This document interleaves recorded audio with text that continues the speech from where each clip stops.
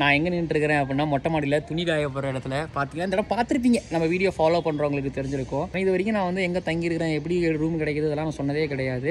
ஆனால் முதல் முறையாக நான் அந்த விஷயங்களை வந்து லீக் பண்ண போகிறேன். என்னது லீக்கா அப்படிங்கிறீங்களா? லீக் பண்ண போகிறேன். ஆமாம், ஏன்னா இன்ஸ்டாகிராம் ஒரு பையன் கேட்டிருந்தாப்லானே உங்களுக்கு எப்படின்னு ரூம் கிடைக்குது, போகிற இடத்துல ஒரு ஈஸியாக ரூம் கிடைக்குதுன்னு சொல்லிட்டு. அந்த பையனுக்கு தெரியல, நான் டெல்லி, கான்பூர், நாக்பூர்லாம் ரூம் தேடின கதெல்லாம், இந்தூர்லாம் ரூம் தேடின கதெல்லாம் தெரியாது.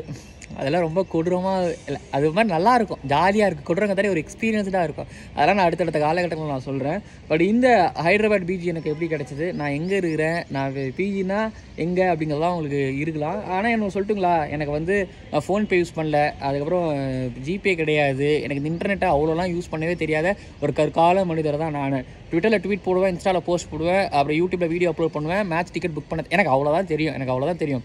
இபி பில் கூட எனக்கு கட்ட தெரியாத ஒரு கற்கால ஒரு மனிதன் போல தான் வந்து நான் வாழ்ந்துக்கிட்டு இருக்கிறேன். பட் இப்படிப்பட்ட எனக்கு இந்த ஹைதராபாத்தில் எப்படி ரூம் கிடச்சிது, நான் எங்கே யார் கூட இருக்கிறேன், என்ன பண்ணுறேன் அப்படிலாம் நீங்கள் இந்த வீடியோவில் பார்த்து தெரிஞ்சு போகிறீங்க. ரூமை உங்களுக்கு நான் காட்ட போகிறேன். ஜெனரல் லேடிஸ் அண்ட் ஜென்டில்மேன், இந்த கிரிக்கானந்தாஸ் விலாக இருக்க உங்களை வரவேற்கின்றேன். அதாவது நான் வந்து ஹைதராபாத்துக்கு டெஸ்ட் மேட்ச் பார்க்க வந்தேன். ஸ்டேடியம் பக்கத்தில் எனக்கு ஒரு பிஜி எனக்கு கிடச்சிச்சு. இது வரைக்கும் வந்து பார்த்திங்கன்னா நான் ஹாஸ்டலில் பிஜியில் பசங்க கூட நான் தங்கினதே கிடையாது. ஃபஸ்ட் டைம் தங்கியிருக்கிறேன். ஸோ எனக்கு ஹாஸ்டல் லைஃப் அப்படிங்கிற எக்ஸ்பீரியன்ஸ் வரைக்கும் கிடச்சதே இல்லை. பட் முதல் முறையாக ஹாஸ்டல் லைஃப் அப்படிங்கிற எக்ஸ்பீரியன்ஸ் எனக்கு கிடச்சிருக்குது. இன்னொன்று, இந்த ரூம் எப்படி கிடச்சதுன்னா, நான் இதுக்கு முன்னாடி 2018 India versus West Indies test match ஹைதராபாத்துக்கு பார்க்க வரும்பொழுது கோபி அப்படிங்கிற ஒரு நபர், நீங்கள் வந்து ஏனுங்கலாம் இல்லை, நீங்கள் வந்து பார்த்தீங்கன்னாங்க, நீங்கள் அந்த பஸ் ஸ்டாண்ட் போனீங்கன்னா உங்களுக்கு வந்து அப்படின்னு சொல்லிட்டு கோபின்னு ஒரு நல்ல மனிதர், பழனிக்காரரு, அவர் வந்து எனக்கு இந்த ரூமை பார்த்து கொடுத்து, இந்த ரூம் அவர் தான் கண்டுபிடிச்சி இந்த ரூமில் தங்குங்க பத்திரமா நல்லா இருக்கும் அப்படின்னு சொன்னார். இப்போ அவர் இந்த ரூமை கண்டுபிடிச்சி கொடுத்ததுனால இங்கே வந்து தங்கியிருக்கிறேன். இந்த ரூமில் நான் பேசுகிறத தாண்டி நிறைய பேர் பேச போகிறாங்க. நான் சொர்க்க வலையை உங்களுக்கு நான் காமிக்கிறேன். நானே மொட்டை மாடியில் நிற்கிறேன், காமிக்கிறேருங்க. ஸோ இருங்களா, நான் வந்து மொட்டை மாடி இது ஆமாம், என்ன அப்படி அழுக்காக தான் இருக்கும். லக்கிலி எனக்கு மொட்டை மாடி கிடச்சி, எனக்கு மொட்டை மாடினா பிடிக்கும். அதான் ரூமு 402. இவர் தான் மாணிக்கம்.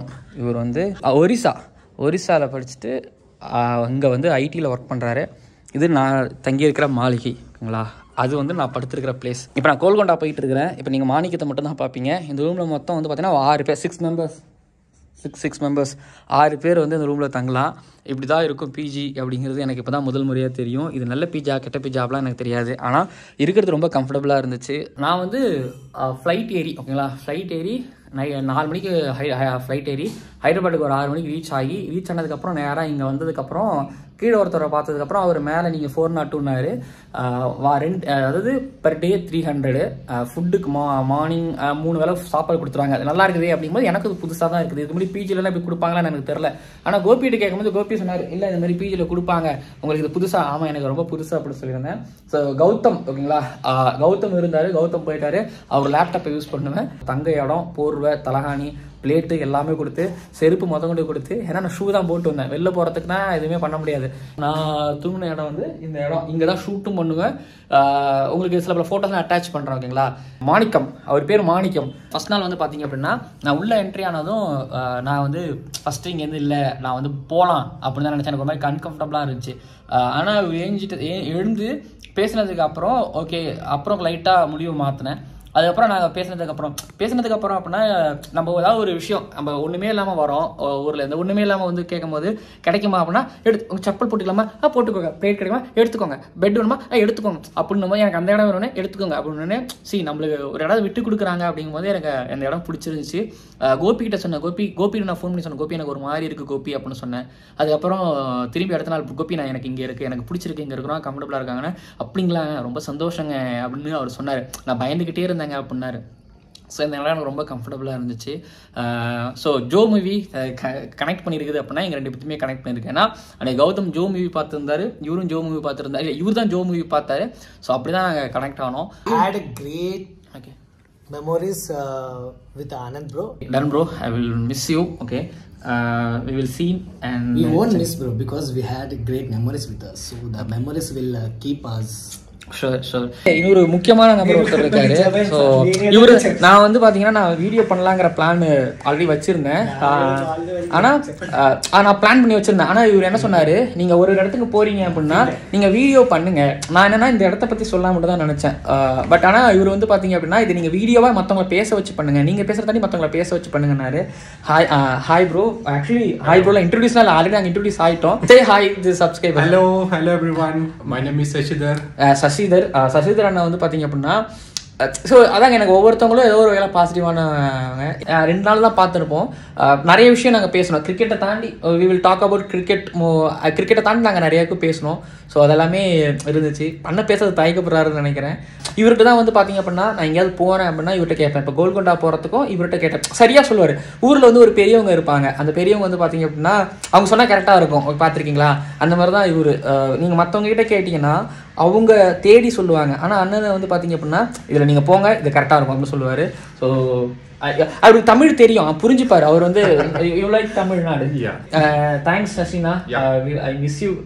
ஷோரா உங்களை எல்லாரையும் நான் மிஸ் பண்ணுவேன். எனக்கு ஏன்னா சொல்றல உங்களா பிரதர் நீங்களா, your friends, your brother. Thank you man, we hope you to reach a gold button. Okay. Sure. Hope the viewers please subscribe to him. We want him to get a gold button. So Sasi அண்ணனுக்கு நன்றி. So நான் கோல்கொண்டா போயிட்டு வரதுக்குள்ளே நேரம் ஆயிடுச்சு. என்ன மூஞ்சி இருட்டா தெரியுதா?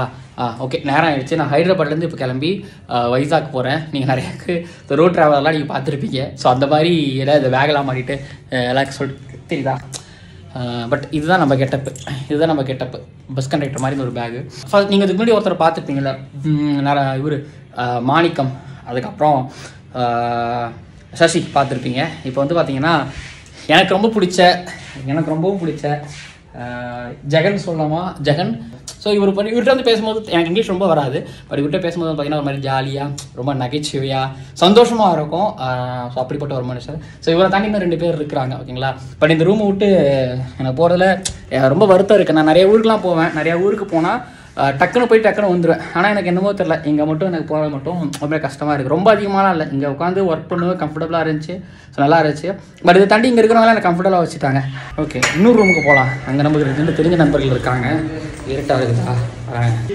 ஸோ இவர் Narasimha. Hi, say hi to subscriber. அப்புறம் இவர் வந்து Sumit. Sumit, what are you doing? Free Fire. Okay Sumit. Bye Sumit.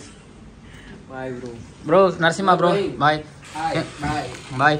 So இந்த இடத்துல வந்து பார்த்தீங்க அப்படின்னா நேற்றுக்கு நான் ஷூட் பண்ணிக்கிட்டு இருந்தேன். நேற்றுக்கு நான் ஷூட் பண்ணும்போது நைட்டு 12:30 மணிக்கு பசங்கன்னா பொதுவாக 2 மணி தான் தூங்குவாங்க, அது தெரியும். பட் ஆனால் யாரோ ஒரு பையன், தெரியாத ஒரு பையன், பக்கத்தில் உள்ள ஒரு பையன், ஸோ அந்த பையன் வந்து ஷூட் பண்ணுறான்னு சொல்லும்போது நீங்கள் யூடியூபரா, சரி ஷூட் பண்ணிக்கோங்க அப்படின்னு சொல்லி இந்த இடத்துல ஷூட் பண்ணும்போது கிட்டத்தட்ட ஒரு மணி நேரம் அமைதியாக இருந்தாங்க.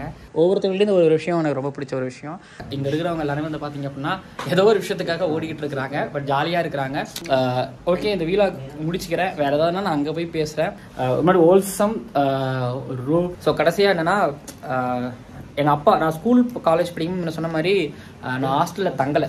எங்கள் அப்பா என்ன ஹாஸ்டல் லைஃப்பில் மொத்தோட தாண்டா கிடைக்கும், தங்கி கொடானாரு. பட் முடியாதுன்னு. ஆனால் நான் இங்கே வந்து ஹாஸ்டலில் தங்கும்போது நான் இப்போ ரியலைஸ் பண்ணுறேன். ஸோ ஒரு மாதிரி ஹாஸ்டலில் தங்கிருக்கலாமோ அப்படின்னு ரியலைஸ் பண்ணுறேன். காலேஜ் டேஸ்லையும் நான் தங்கலை, என் கதைங்கிறது வேறு. பட் இப்போ நீங்கள் பார்த்த நரசிம்மாவோ, சுமித்தோ, அங்கே பார்த்த மாணிக்கமோ, அதுக்கப்புறம் இங்கே ஷெரீஃப்னு ஒருத்தர் இருந்தார், ஸோ அவரோ, அதுக்கப்புறம் சிவா, ஜெகன், சிவாவோ, ஸோ இந்த மாதிரியான கேரக்டர்ஸ் நீங்கள் பார்க்கலாம். ஒருத்தர் சாஃப்டாக எல்லா பிரச்சனையும் ஹேண்டில் பண்ணுற கொஞ்சம் இன்டெலிஜென்ட்டான ஒரு ஆள். ஸ்மித் வந்து எல்லாரையும் ஜாலியாக கலாய்ப்பாங்க. பட் ஒரு மாதிரி எல்லாமே கொஞ்சம் மாதிரி எப்படி சொல்கிறது, எல்லாமே தெரிஞ்ச ஒரு ஆளாக இருப்பாப்புல, எல்லாத்தையும் கவனிக்கிற ஒரு ஆளாக இருப்பாப்புல.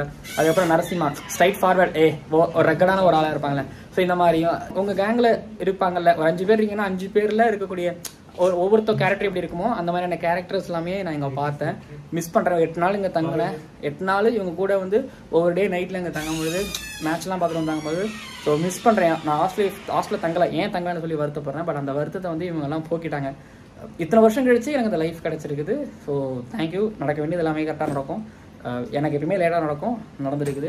சீரியஸ்லி மிஸ் பண்ணுறேன். போதும், இதுக்கு மேலே வந்து பேசினா எனக்கே ஒரு மாதிரி ஆகுது. போதும்.